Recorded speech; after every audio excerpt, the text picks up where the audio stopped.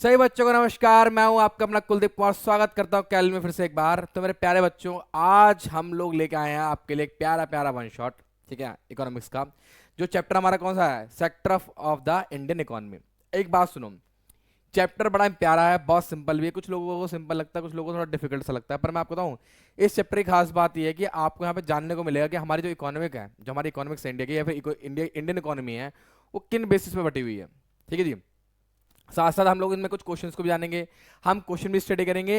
केवल और केवल ये नहीं कि हम थ्योरी पढ़ के छोड़ देंगे, हम लोग क्वेश्चन भी स्टडी करेंगे। मैं आपको कुछ फ्लो चार्ट्स के थ्रू, डायग्राम्स के थ्रू समझाऊंगा कि भाई कैसे कैसे किस किस सेक्टर के अंदर क्या क्या होता है।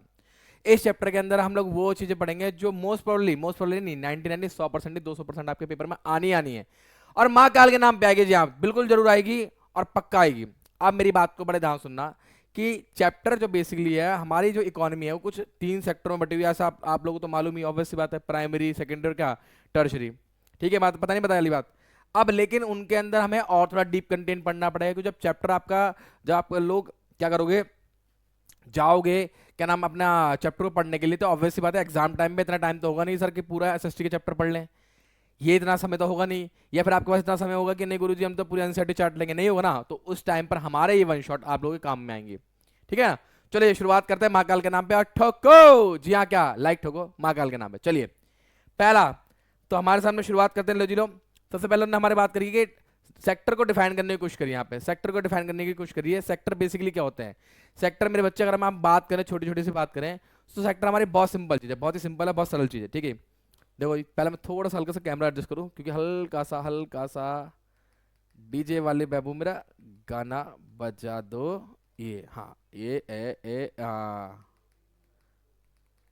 हमारे जो कलाकार है ना, कुछ लोग क्या करते हैं, कैमरे में, ये हमारा रिमोट वाला कैमरा है, इसमें मजे लेते रहते हैं। देखो ये तुम्हारे भाई ने कर दिया भाई साहब, लो जी लो। चलिए अब देखिए, तो बेसिकली हमने सेक्टर को डिफाइन करने की कोशिश करें, तो सेक्टर पता है क्या होता है? सेक्टर बहुत सिंपल होता है। सेक्टर क्या होता है? Same group of activity, that is called same, same क्या है, ग्रुप। सेम ग्रुप नहीं, same activity of group. Same क्या है? एक्टिविटीज ऑफ क्या ग्रुप। सेम एक्टिविटी ऑफ क्या है? ऑफ क्या ग्रुप। जी हाँ। अगर मैं बात करूं, हमने हमारी इंडियन इकोनॉमी को ऑब्वियसली बात है 3 सेक्टर में डिफाइन कर रखा है मेरे भाइयों। अगर आप लोगों को मालूम हो तो बोलो ना, मालूम है नहीं है? हाँ गुरुजी हमें मालूम है। हमने सर क्या रखा है? सिंपल से बात, देखो इसका भी कहना है कि sector define the large segment of the economy in the business share the same. Same repeat word आया, सेम आया, जो कि सेम प्रोडक्ट होगा, फिर सेम क्या होगा? सर्विस होगा। उस आधार पे हम लोग चीजों को क्या करते हैं? डिस्ट्रीब्यूट करते हैं और क्या करते हैं? उसे बांट देते हैं। ठीक है ना भाई। चलिए अब सुना से हमने इसमें पढ़ लिया। सर आपने बता रखा है हमें सेक्टर के अंदर गुरुजी कौन कौन सा। सर आपने हमें एक बताया गुरुजी, प्राइमरी बताया है, बोलो हाँ। आपने गुरुजी हमें क्या बताया? सेकेंडरी बताया है, बोलो हाँ। बोलो ना बाबू, बोलते क्यों नहीं हो? और थर्ड आपने क्या बताया हमें? टर्शरी। क्या बताया मेरे बच्चे? जी हाँ, टर्शरी बताया। आप देखो, हम लोग आगे बढ़ने से पहले इन चीज़ों को थोड़ा सा डिटेल में पढ़ लेते हैं, हल्का सा डिटेल में पढ़ लेते हैं और इनको समझ लेते हैं। देखो अगर समझ में आएगा, अगर समझ में आएगा तो महाकाल के नाम पे एक लाइक बटन दबेगा, और नहीं समझ में आएगा तो भी लाइक बटन दबाना, क्योंकि मुझे लाइक बड़ा पसंद है। अब सुनो, एक्चुअली सीन क्या हुआ, बच्चों को एसएसटी थोड़ी बोरिंग लगने लग गई। बच्चों ने क्या, गुरुजी यार एसएसटी को हम समझे तो कैसे समझे? सिंपल, एकदम सिंपल कॉन्सेप्ट है सर। स्टोरी पकड़ लो। क्या बनाओ? स्टोरी बनाओ। स्टोरी बनाओ कि स्टोरी के माध्यम से आप ना चीज़ों को रिलेट करना स्टार्ट करो, तो आपको एसएसटी बड़ी प्यारी लगेगी और बड़ी बेहतरीन लगेगी। मैं आपको समझा दूं, बिल्कुल जी हाँ, एकदम मक्खन लगेगी। कैसे मक्खन लगेगी? जैसे हम प्राइमरी की बात कर लें, तो प्राइमरी अगर हम बात करें, गाँव की गोरी थी, गाँव की गोरी थी, बड़ी मस्त छिछोरी थी। ठीक है, ऐसा नहीं है।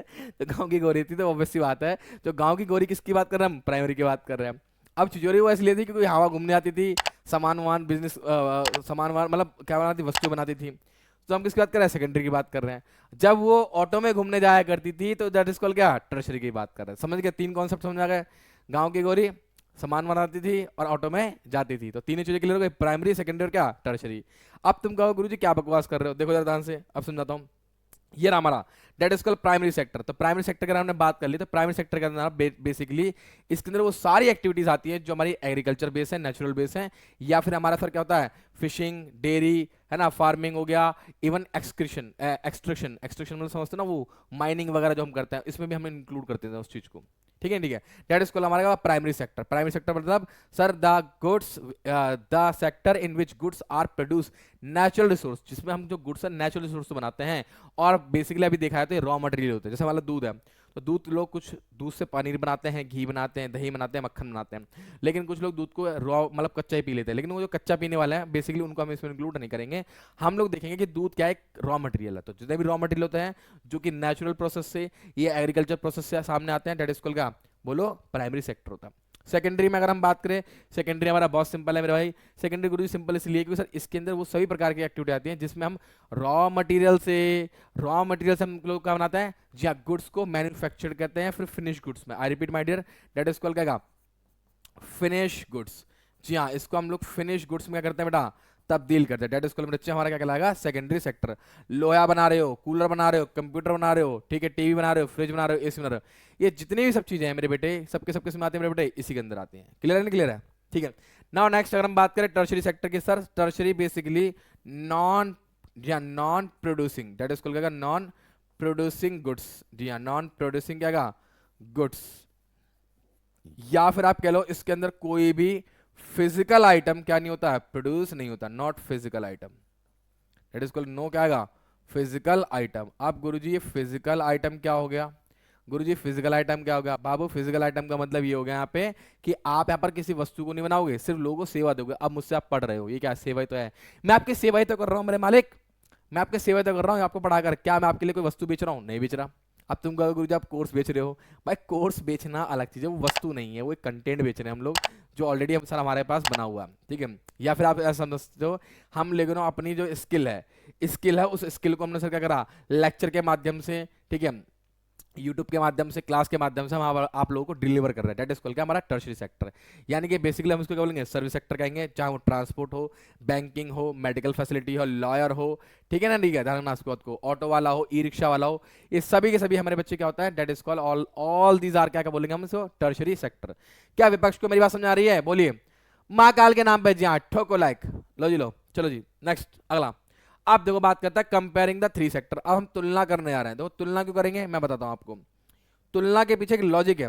लॉजिक क्या है, आज हमें समझना पड़ेगा ये कि हमारा जो देश, हमारा भारत देश एक कृषि प्रधान देश है।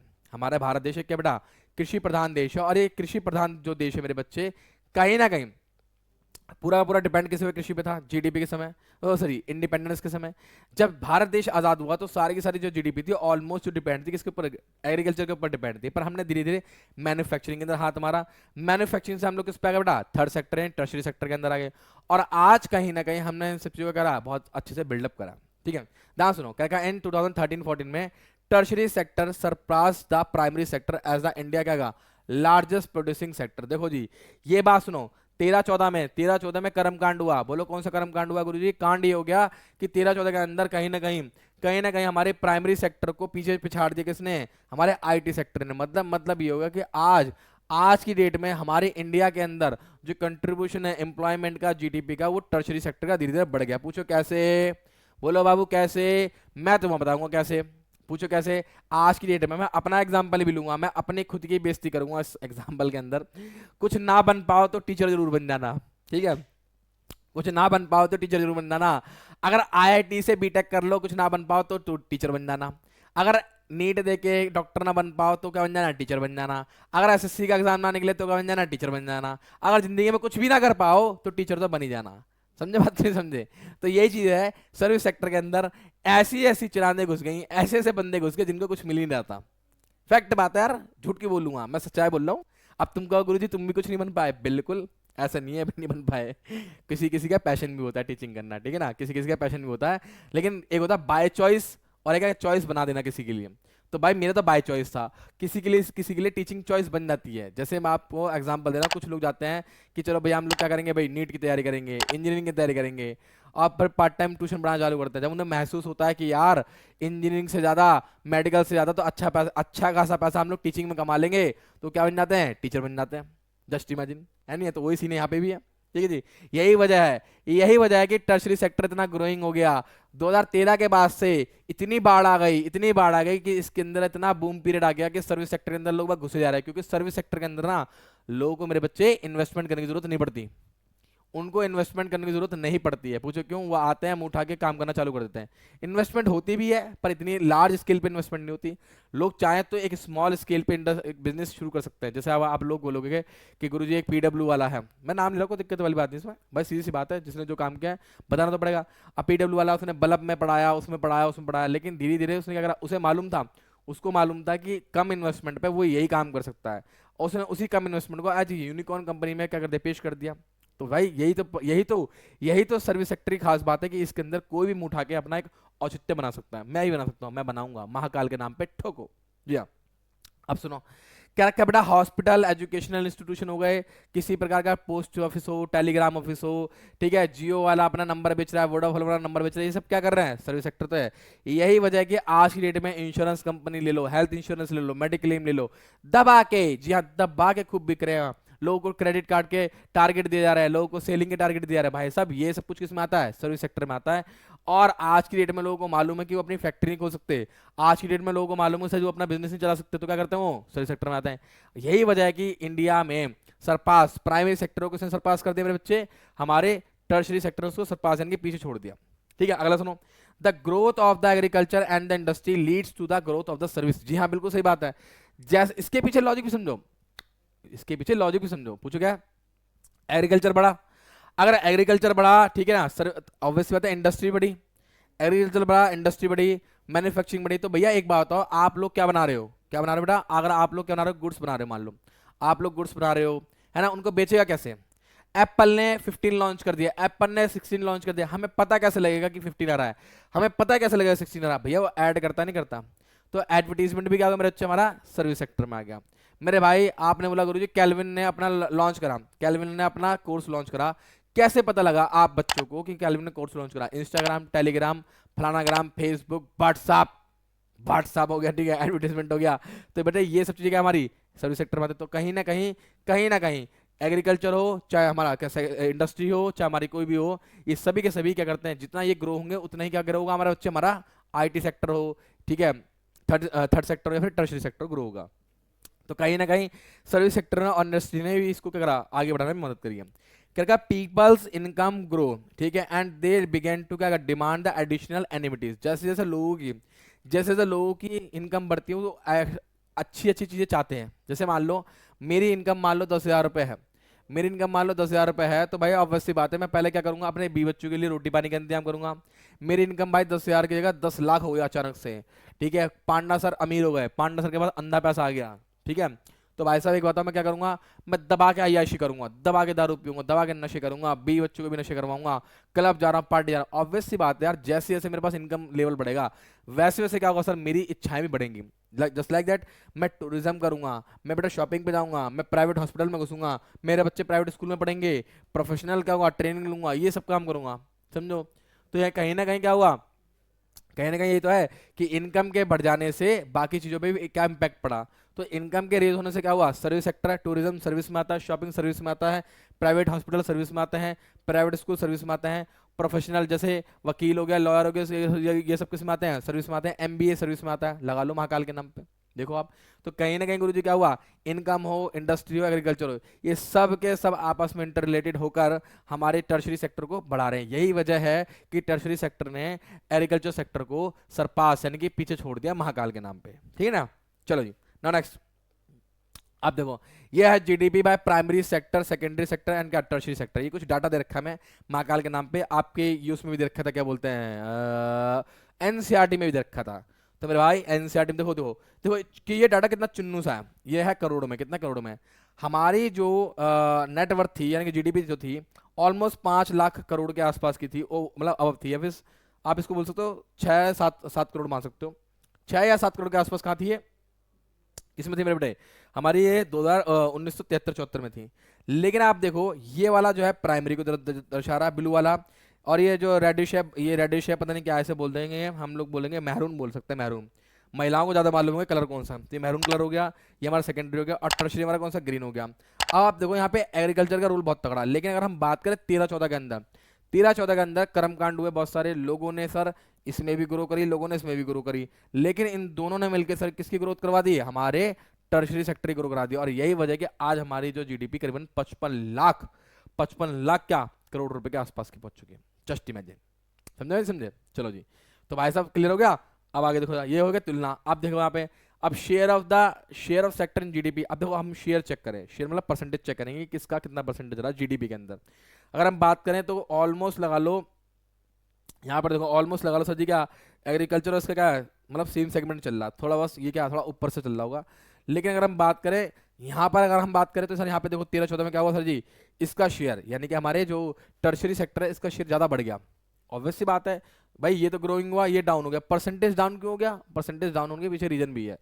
आज की हमारी जो जनता है, चाहे गांव की जनता हो चाहे शहर की जनता हो, कोई भी बंदा एग्रीकल्चर में घुसना नहीं चाहता। गांव के किसान भी अपने बच्चों को पता क्या कर रहे हैं, बीटेक करवा रहे हैं, बीटेक करवा रहे हैं, ठीक है, नीट करवा रहे हैं, वो सोचते हैं हमारा बच्चा डॉक्टर बन जाए। और यही वजह है कि सर वो बंदे अब एग्रीकल्चर को शिफ्टिंग करके कहाँ पे जा रहे हैं? जी हाँ, टर्शरी सेक्टर में जा रहे हैं। तो गुरुजी एक बात और, सब बंदे जब खेती छोड़ देंगे तो हम भूखे मर जाएंगे? नहीं, भूखे नहीं मरोगे, भूखे नहीं मरोगे। पूछो क्यों? क्योंकि सर वो जो खेत है ना, अब मैं बताता हूँ, ये जो खेत है ना, ये पता है कौन एक्वायर कर रहे हैं? ये बड़ी बड़ी जो कंपनीज हैं इनको एक्वायर कर रही हैं। जी हाँ, जो एग्रो बेस एग्रीकल्चर बेस है उनको एक्वायर कर रही हैं, और अपने खुद के मजदूर उसमें लगा रही हैं। किसमें? वो भी दिहाड़ी मजदूर पे, या फिर पर डे, या फिर क्या मंथली बेसिस पे। तो एग्रीकल्चर ठप तो होगा नहीं। लेकिन यहाँ पे जो है ना, ये नहीं बोल, यहाँ पर ये नहीं है कि जीडीपी जो है कम हो गई, मतलब एग्रीकल्चर ने प्रोडक्शन कम कर दिया। एग्रीकल्चर तो प्रोडक्शन पूरा कर रहा है, पर जीडीपी के अंदर जो रोल है उसका अब क्या हो गया? कम हो चुका है। भाई एक बताओ, प्रोडक्शन अगर कम कर देगा, सोचो जरा ध्यान से, अगर प्रोडक्शन कम कर देगा तो तुम भूखे नहीं मर जाओगे? ठीक है, ठीक है। तो तुलना में, परसेंटेज तुलना में हमारा टर्शरी सेक्टर बहुत आगे चल रहा है। ठीक है जी, चलिए ना नेक्स्ट अगले थोड़ा। अब शेयर ऑफ, अब एम्प्लॉयमेंट, अब एम्प्लॉयमेंट समझो बड़े ध्यान से। ये देखो, ये बड़ी मेन चीज है। पहले के समय में 71% जो लोग थे किसमें थे? एग्रीकल्चर में थे। और 11% किस में थे? मैन्युफैक्चरिंग में थे। 18% किस में थे? टर्शरी में थे। लेकिन जब हम 17-18 की अगर हम बात करें, 17-18 में आप देखेंगे कि कहीं ना कहीं जो है टर्शरी जो है ऑलमोस्ट धीरे धीरे क्या उसके बराबर आते जा रहा है, हमारे प्राइमरी के बराबर आते जा रहा है। क्यों? क्योंकि सर शिफ्टिंग हुई है। मैंने बताया नहीं आपको शिफ्टिंग कैसे हुई है, कि शिफ्टिंग हुई, देखो ये तो बढ़ गया और सर ये घट रहा है। पूछो क्या हुआ? इसके जो बंदे थे, इसके जो बंदे थे सर वो कहाँ चले गए? इसमें भी चले गए और इसमें भी चले गए। बल्कि यहाँ से यहाँ पर कोई नहीं आया, यहाँ से वहाँ पे चले गए। यही वजह है कि आज एम्प्लॉयमेंट जनरेशन सबसे ज़्यादा किसमें हो रहा है? हमारे सेकंड से और क्या थर्ड से हो रहा है।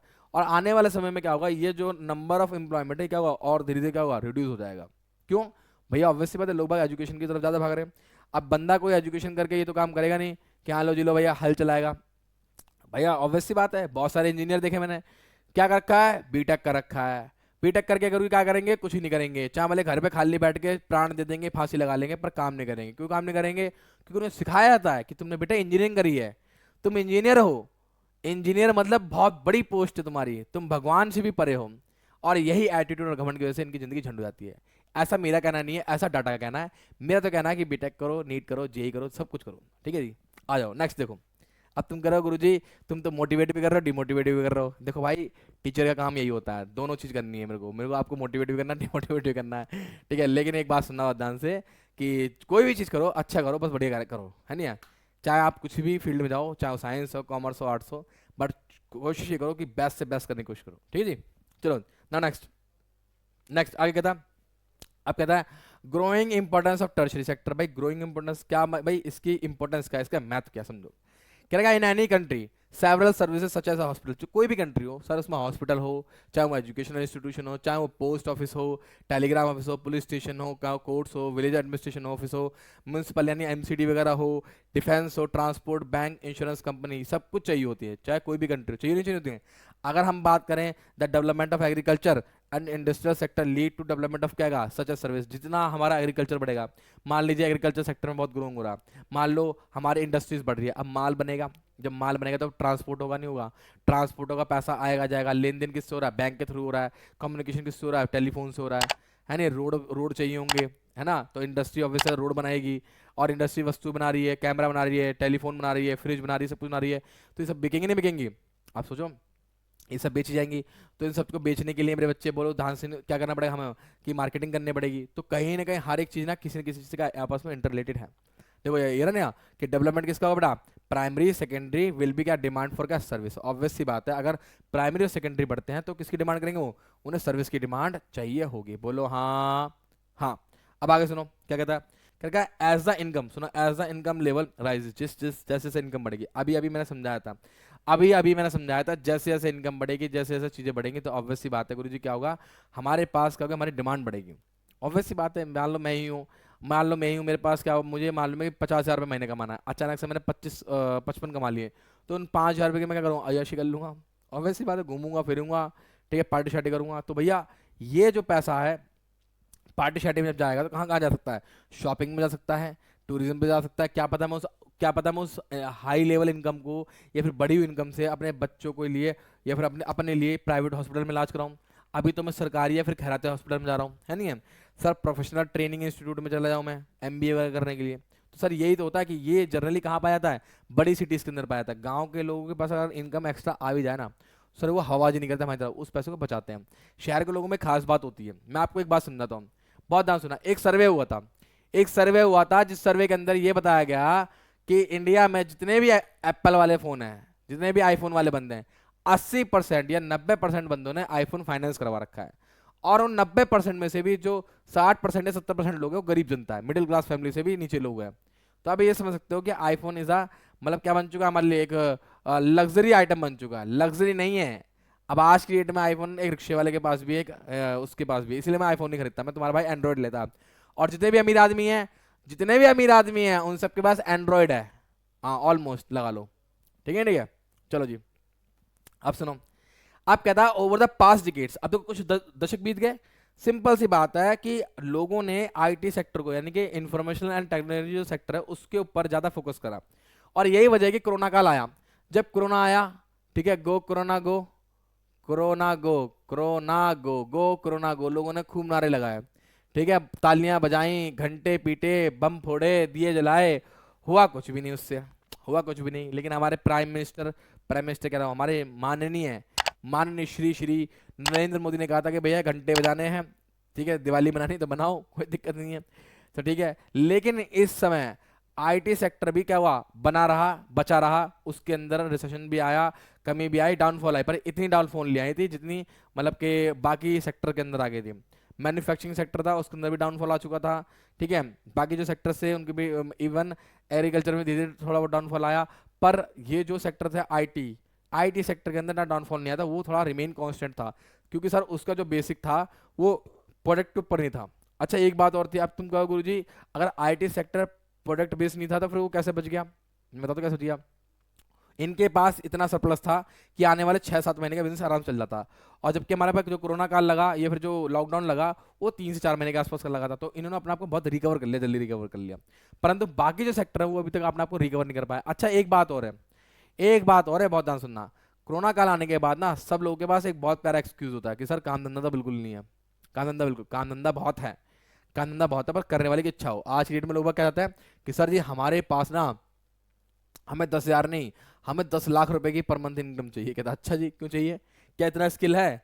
जब इतना स्किल होगा ही नहीं तो आपको पेमेंट कैसे मिलेगा? तो आपको इतना अमाउंट के लिए क्या क्या होना पड़ेगा, स्किल होना लगेगा। ठीक है, चलिए। तो आपके पास समझाई। अच्छा मैंने एक बात बोली, over the past decades certain new services such as, क्या, हाँ जी। तो आप देखो हमारे पास इंफॉर्मेशन एंड टेक्नोलॉजी सेक्टर आया, कम्युनिकेशन सेक्टर आ गया। अब आज की डेट में देख लो आप लोग, आईटी सेक्टर दाड़ा दाड़ा चल रहा है, हम इंफॉर्मेशन यहाँ से वहाँ से वहाँ करते रहते हैं, है नहीं है? तो एक नया सर्विस जुड़ गया, that is called IT sector. आ गया नेक्स्ट।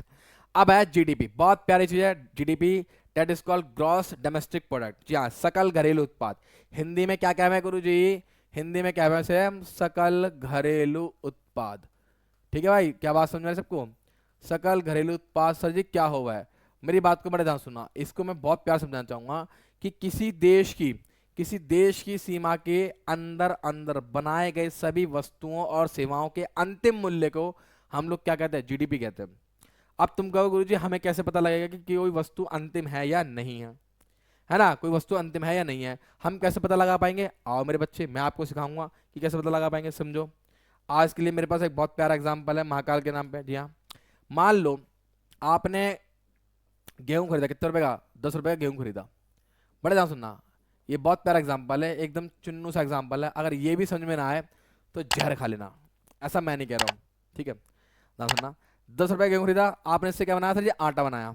आप क्या बनाया आपने से? आटा, आटा बनाया। और ये आटा आपको कितने रुपए का पड़ गया? 15 रुपए का पड़ गया। फिर आपने इससे मैदा बनाई, और मैदे से आपने क्या बनाई? ब्रेड। क्या बनाई मेरे बच्चे? आपने ब्रेड बनाई। और इस ब्रेड की जो कॉस्ट है वो कितने रुपए हो गई सर जी? 20 रुपए। कितने का? 20 रुपए। ठीक है, मैं भी आपको इसमें देखो, इस एग्जाम्पल के अंदर जीडीपी नहीं बल्कि 2-3 चीजें आपको इकट्ठे एक बार समझ आएंगी, ठीक है? ब्रेड, अब ब्रेड से आपने मेरे बच्चे आपने क्या बनाई बोलो? गुरुजी हमने ब्रेड से बनाया फिर ब्रेड पकौड़ा, क्या बनाया गुरुजी? जी हाँ, that is called bread, bread pakora बनाया, ठीक है, ब्रेड पकौड़ा बनाया। और ये ब्रेड पकौड़े का प्राइस हमने कितना रखा? 25 रुपए। कितना रखा? 25 रुपए। एक बच्चा जो कैलविन में नहीं पढ़ता, एक ऐसा बच्चा जो कैलविन में नहीं पढ़ता है, उससे क्लास में टीचर ने पूछा, बताओ बेटा, बेटा टुन्नो और टुन्नो, टुन्नो मेरे बच्चे ये बता कि इसके अंदर कितना पैसा जो है आया है, इस ट्रांजेक्शन में कितना पैसा मतलब अर्न करा गया। तो टुन्नू कहता है गुरुजी 10 रुपए तो गेहूं के थे, 15 रुपए आटे के थे, 20 रुपए मैं ब्रेड के हो गए, 25 रुपए ब्रेड पकौड़ा हो गया। तो गुरुजी बैठ गया 40 और 20 60 और 10 70, कितना रुपीज? 70 रुपीज हमने कमाए टोटल। अब मास्टर जी कहते हैं टुन्नू मेरे बेटे, क्या तुम ट्यूशन पढ़ते हो? कह रहा हाँ पढ़ता हूँ। कहाँ पढ़ते हो? कह रहे जी दीदी और भैया के पास पढ़ता हूँ। तो मास्टर जी कहते हैं कैलविन में पढ़ते? कहता नहीं सर जी कैलविन में पढ़ता। तो बेटा कैलविन में पढ़ा करो, कैलविन में पढ़ा करो, जिंदगी संवर जाएगी। अगर तुम कैलविन में पढ़ते, पांडा सर के पास पढ़ते, तो तुम्हें ये गलत जवाब तुम नहीं देते। तुम जवाब क्या देते कि सर जवाब क्या होता? 25 रुपए। क्या होता बेटा? 25 रुपए जवाब होता आपका है। हाँ गुरु जी 25 रुपए होता। कैसे होता? एक बात सुनो, इस 25 रुपए के अंदर बड़े ध्यान सुनना, सर 20 रुपए की कॉस्ट भी शामिल है, 15 की कॉस्ट भी शामिल है और 10 रुपए की कॉस्ट भी शामिल है। तो उसने यही तो बोला अंतिम वस्तु। एक बताओ कस्टमर अंत में किस चीज को खा रहा है? ब्रेड पकौड़ा खा रहा है, तो हम सर ब्रेड पकौड़े की कॉस्ट को लेंगे। अगर अगर कस्टमर ब्रेड खा रहा है खाली, तो हम ब्रेड की कॉस्ट को लेंगे। अगर वो आटा पेल रहा है तो हम आटे की कॉस्ट को लेंगे, और गेहूं खा रहा है तो हम गेहूं की कॉस्ट को लेंगे। बात समझाई नहीं? तो कंज्यूमर जो अंत में, यानी कि कस्टमर जो लास्ट में क्या करता है, कंज्यूम करता है, वही हमारी क्या होती है? फाइनल गुड्स होती है, वही हमारी क्या होती है? फाइनल सर्विस होती है। और उसी के वैल्यू को हम लोग क्या करते हैं? कंसिडर करते हैं एज क्या? जीडीपी के अंदर। तो दैट इज कॉल्ड जीडीपी। तो हमारी जीडीपी कितने रुपए गई? 25 रुपए हो गई। अब गुरुजी मैंने 10 15 20 25 करा, गुरुजी ने क्या करा? 10 15 20 25 करा। तो एक बात बताओ सर, इसको हम क्या बोलेंगे? सर ये जो हमने गलती करी है सर, इसको हम बोलेंगे डबल काउंटिंग प्रॉब्लम। क्या बोलेंगे बेटा? जी हाँ, दैट इज कॉल्ड क्या? Double counting problem. क्या मेरी बात क्लियर है नहीं है? दैट इज कॉल्ड क्या? Double counting problem. क्लियर है? जी हाँ। तो ध्यान रखना, अगर आपसे कोई पूछे कि डबल काउंटिंग प्रॉब्लम क्या होती है, तो हम बताएंगे जब हम लोग इंटरमीडिएट गुड्स, यानी कि मध्यवर्ती वस्तुओं के, सुनो बहुत ध्यान से, जब हम लोग इंटरमीडिएट गुड्स मतलब मध्यवर्ती वस्तुओं के मूल्य को भी क्या करते हैं? जोड़ देते हैं किसके अंदर मेरे बच्चे? हमारे जीडीपी के अंदर। दैट इज कॉल्ड क्या? Double counting problem. तो देखो यहाँ पे ये रहा, ये है ना, ये कि ये रहा ये प्रॉब्लम कब आती है? डबल काउंटिंग प्रॉब्लम कब आती है? जब नेशनल इनकम को, जब हम लोग नेशनल इनकम को कैलकुलेशन करते हैं, और हम लोग सर क्या करते हैं? रॉ मटेरियल हो चाहे वो इंटरमीडिएट गुड्स हो, इनको भी हम क्या करते हैं? जोड़ देते हैं। तो that this problem is called क्या बेटा? Double counting problem. क्लियर है? तो जीडीपी क्लियर हो गया। अच्छा जीडीपी के अंदर एक काम करो, अगर तुम जीडीपी के अंदर क्या जोड़ दोगे? That is called net, net income, net income क्या? From abroad. जी हाँ, फ्रॉम क्या? अब्रॉड। इसको भी अगर आप जोड़ दोगे सर, इसको बोलते हैं नीफा। क्या बोलते हैं बेटा? नीफा। तो हमें मिल जाएगा जीएनपी। क्या मिल जाएगा बेटा? जीएनपी। क्लियर है? क्लियर? Gross national product. ठीक है, क्या मिल जाएगा बेटा? Gross national product. तो एक बात आना ना कि विदेशों से प्राप्त जो आय होती है वो जीडीपी में नहीं जुड़ती है। विदेशों से आप आय जो प्राप्त आय होती है किसमें जुड़ती है? वो जीएनपी में जुड़ती है। क्लियर है? क्लियर है? चलिए नाउ नेक्स्ट, आगे सुनिए, आगे आओ। अब आता है यहाँ पे हमारे सामने दो तीन बातें और आई, छोटी छोटी सी, बहुत प्यारी प्यारी। गुरु जी का एक वर्ड आया हमारे सामने, डिसगाइज्ड अनएम्प्लॉयमेंट। डिसगाइज क्या? अनएम्प्लॉयमेंट, या फिर हम इसको बोल सकते हैं हिडन अनएम्प्लॉयमेंट, या फिर हिंदी में कहते हैं इसे छुपी हुई बेरोजगारी। क्या बोलते हैं हम? छुपी हुई बोलो, क्या बोलते हैं हम? बेरोजगारी क्या है? क्या कहते हैं? बेरोजगारी क्या है? ठीक है ना, छिपी हुई बेरोजगारी। अब गुरु जी छिपी हुई कैसी होती है? क्या किसी के घर में छुपी हुई होती है? अबे नहीं यार, किसी ये होती है हमारे यहाँ, जो हमें ये दिख रहा है कि कुछ लोग काम कर रहे हैं, पर हमें ये नहीं दिख रहा है उसके अंदर कुछ लोग ऐसे लोग भी होते हैं जो फालतू के काम कर रहे हैं, या फिर बिना बात के काम कर रहे हैं। जैसे हमका इसका बेस्ट एग्जांपल जो है वो एग्रीकल्चर है। क्या बेटा? एग्रीकल्चर। पूछू कैसे? वो ऐसे है कि इसके अंदर मेरे बच्चे क्या होता है कि जैसे मान लीजिए एक खेत है, उस खेत के अंदर मान लीजिए 8 बंदे लगते हैं, और 8 बंदे मिलकर उसके संग क्या करते हैं? 100 किलो गेहूं उगाते हैं। 100 किलो गेहूं उगाया, लेकिन अगली बार क्या हुआ कि उस 8 बंदे की जगह बंदे कितने रह गए? 6 रह गए। लेकिन इस बार भी अनाज की जो पैदावार कितनी हुई है? 100 kg हुई है। हाँ होता है, ऐसा होता है। तो सर वो 2 बंदे कैसे थे? फालतू के बंदे थे सर। इसको हम बोलेंगे छिपी हुई बेरोजगारी, यानी कि जरूरत से ज्यादा जब लोग एक ही काम में जरूरत से ज्यादा लोग क्या होते हैं? कार्यरत होते हैं, यानी कि वर्किंग होते हैं। तो वो जो फालतू लोग उसमें क्या है? वर्किंग है या फिर कार्यरत है। दैट इज कॉल्ड क्या? छिपी हुई बेरोजगारी। क्लियर है? क्लियर है? सिंपल है? हो गया क्लियर? चलो जी। अब एक बड़ा अंडर एम्प्लॉयमेंट। सर ये सिचुएशन कब आती है, सुनो बहुत ध्यान से। अंडर एम्प्लॉयमेंट का मतलब है कि this situation of where the people are partly working but all them are made to work the less than their potential. मान लो कोई इंसान है जो बहुत 8 घंटे काम कर सकता है, ठीक है, 8 घंटे काम कर सकता है, परंतु सर वो काम तो कर रहा है सिर्फ लेकिन केवल दिन के 6 घंटे काम कर पा रहा है, बाकी से 2 घंटे काम नहीं मिल रहा। तो इसका मतलब फिर क्या, वो अब उसके अंदर पोटेंशियल कितने का, 8 घंटे काम करने का, लेकिन उसे क्या मिल रहा है, कम काम मिल रहा है। तो जो उसको 2 घंटे कम काम मिल रहा है, डेट इज कॉल्ड क्या मेरे बच्चे, जी हाँ, अंडर एम्प्लॉयमेंट। उसमें कहना है कि this kind of under employment is hidden in the contract to someone who does not have a job. जी हाँ, ये किन के साथ होता है, जिनके पास जॉब नहीं होती है, जिनके पास जॉब नहीं होती है। जहाँ मान लो कोई बंदा है, जैसे मान लो दिहाड़ी मजदूर ले लो, सफेदी वाले, मिस्त्री वाले, लेबर वाले, आप किसी किसी दिन तो काम करते हैं पूरे महीने महीने भर, कहीं तो पूरे पूरे महीने काम करते हैं, लेकिन फिर क्या होता है, कभी कभी पूरे पूरे महीने महीने भर बैठे रहते हैं। तो ऐसी परिस्थिति में सर हम इसे क्या बोलते हैं, that is called under employment. ठीक है, डन है ना। और यही को इसको हम लोग क्या बोलते हैं, डिसगाइज्ड अनएम्प्लॉयमेंट भी क्या है। ठीक है जी, ये तो अलग हो गया, ये तो इसमें नहीं है, चलो जी, इसमें नहीं है। हाँ अब आ जाओ, चलो जी, how to create more employment, ये बड़ी प्यारी चीज़ है भाई साहब। इसमें हम थोड़ा चीज़ों को बहुत डीपली पढ़ेंगे सर। इसमें क्या क्या चीज़ें हम लोग कैसे ज़्यादा क्रिएट कर सकते हैं क्या एम्प्लॉयमेंट को। सर हमारे पास आया शॉर्ट टर्म में, देखो शॉर्ट टर्म में हमारे पास मनरेगा आया, ठीक है। मनरेगा के फीचर को ध्यान सुनना, मनरेगा 2005 में लेके आए थे सर, जिसके अंदर हमारा था कि हम लोगों को रूरल एरिया में, सुनना बहुत ध्यान से, इसकी फुल फॉर्म भी याद कर लेना, ठीक है, ध्यान रखना, ठीक है। ये महात्मा गांधी का था, नेशनल रूलिंग एम्प्लॉयमेंट गारंटी जो एक्ट था, ये आया था। इसको आप लोग इसकी फुल फॉर्म भी याद रखना, ठीक है ना, फुल फॉर्म भी याद कर लेना इसकी। ये भी मेरे बच्चे आ सकते हैं आपके पेपर पर, ठीक है ना, ये आपकी बुक में भी लिखी हुई है आराम से, ठीक है, घबराना मत, गुरुजी लिख दो लिख दो आराम से। फीचर ऑफ मनरेगा क्या था sir, feature of MNREGA actually ये था कि सबसे पहले बात 2005 में अप्लाई हुआ, और इसके अंदर इस बात की गारंटी देगी कि 100 दिन का हम लोग आपको क्या देंगे, गारंटेड रोजगार देंगे, गारंटेड रोजगार देंगे। मतलब ये रूरल यानी कि गरीब गांव में जो लोग जो बंदे काम करना चाहते हैं, जिनके अंदर काम करने की इच्छा है, ठीक है, जिनके अंदर काम करने की इच्छा है परंतु उनको काम नहीं मिल पा रहा है, हम उन लोगों को इस बात की गारंटी देते हैं कि आप टेंशन मत लो, हम लोग आपको 100 दिन का रोजगार देंगे। और इन केस अगर किसी वजह से आपको 100 दिन का रोजगार नहीं मिल पाया, तो 100 दिन के रोजगार के बदले हम आपको क्या देंगे, 100 दिन का मेहनत भत्ता देंगे, यानी कि वेजेस देंगे, यानी कि एक्सपेंस देंगे, क्या भाई लो, ठीक है, ठीक है। ये सर क्या था, एम्प्लॉयमेंट जो होगा या तो उस गांव में होगा या फिर उस गांव के क्या आसपास होगा। मान लीजिए आप बिहार में रहते हो, बिहार में चंपारण में रहते हो, तो आपको तो चंपारण जिले में ही क्या मिल जाएगा, कोई ना कोई काम मिल जाएगा, रोजगार। लेकिन अगर मान लीजिए आपको चंपारण गांव में काम नहीं है, तो आपको उसको उस गांव के आसपास के इलाके में कोई काम दिलवा दिया जाएगा 100 दिनों के लिए। और मैं बार बार बोल रहा हूँ, अगर 100 दिन के लिए रोजगार नहीं मिल पाता, ये केस स्टडी का क्वेश्चन भी है, अगर 100 दिन के लिए रोजगार नहीं मिल पाता मेरे भाई, तो आप लोग क्या करोगे गुरुजी, आप लोग एक काम करोगे, उनको 100 दिन का क्या दोगे, भत्ता, यानी कि वेजेस दोगे, मजदूरी दोगे फ्री ऑफ कॉस्ट। जी हाँ, ये था मनरेगा, ठीक है, ठीक है। अच्छा जी, अच्छा और एक बात सुनना, इसमें एक बात करी गई, इसमें एक बात ये भी कहेगी कि जितना भी रोजगार है वो सारा का सारा पुरुषों को नहीं मिलेगा, इसमें से 1/3 है वो किसके लिए हम लोग रिजर्व करके रखेंगे, महिलाओं के लिए, ठीक है। मान लीजिए हमें जरूरत है 100 एम्प्लॉयज़ की, हमें 100 एम्प्लॉयज़ की जरूरत है, तो इसमें से जो 1/3 यानी कि जो 33 क्या होनी चाहिए, महिलाएं होनी चाहिए, ध्यान रखना। भले ही हमें 33, मान लीजिए 33 महिलाएं नहीं आई, मान लीजिए 33 महिलाएं काम करने नहीं आई, तो सर जी उन 33 महिलाओं के मजदूर पैसे को क्या होगा, ये उन महिलाओं को दिया जाएगा, सिर्फ और सिर्फ महिलाओं को, पुरुषों को नहीं रखेंगे हम, ना पुरुषों को कार्यरत रखेंगे, हम उन महिलाओं को पैसा देंगे जो काम करने नहीं आ पाई हैं, उनके बजाय हम किसी और को दे देंगे, ठीक है। अब ये तो हुआ हमारा शॉर्ट टर्म में होगा मनरेगा। फुल टर्म में अगर बात, उससे लॉन्ग टर्म में अगर हम बात करें, तो हम लोग सर लोगों को क्या देंगे, इसमें हम एग्रीकल्चर फैसिलिटी देंगे, बढ़िया से बढ़िया एग्रीकल्चर काम करने के तरीके, न्यू टेक्नोलॉजी, फर्टिलाइजर्स, मैन्योर्स, काम करने के नई मशीनें, है नहीं, लोगों को हम ये देंगे कि किस प्रकार से सर वो क्या कर सके, चीप एग्रीकल्चर क्रेडिट, यानी कि छोटे से जो लोन ले रहे हैं, सुनो बहुत ध्यान से, जो लोन ले रहे हैं उस लोन को हम लोग क्या करेंगे, चीप से चीप रेट पे, यानी कम से कम रेट पे प्रोवाइड कराएंगे, ताकि वो लोग अपने काम को आसानी से कर सकें।